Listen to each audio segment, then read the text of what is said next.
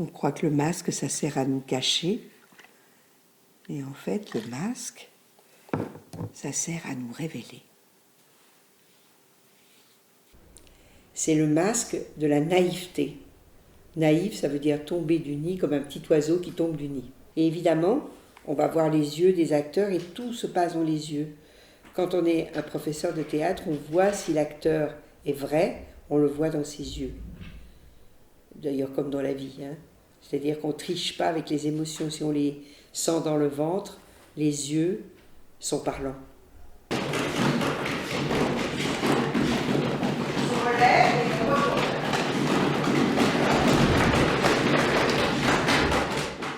Tu vois ce que je veux dire ou pas? Donc les larmes, tu as les larmes qui montent.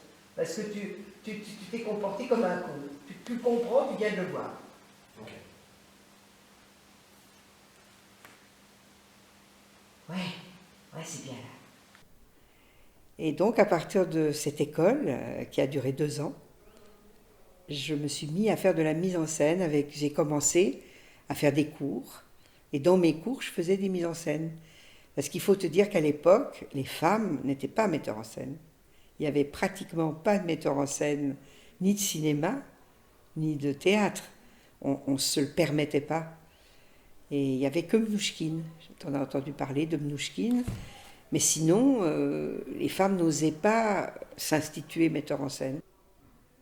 À chaque fois que je fais une séquence de théâtre, je me dis où est la transgression et je la mets toujours en avant. C'est-à-dire, par exemple, s'il y a un mort sur le plateau, je le mets au premier plan. S'il y a une scène qui est un peu crasseuse, je la mets au premier plan. C'est-à-dire que je pense que le théâtre, c'est le lieu où on parle de toute notre part d'ombre, de tout ce qu'on n'a pas pu dire, y compris les choses les plus moches. Tout le monde a des sentiments transgressifs et le théâtre est là pour en parler.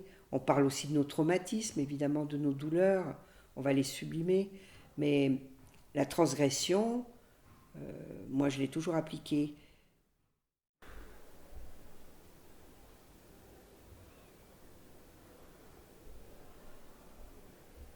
Là, t'as plus le droit de parler.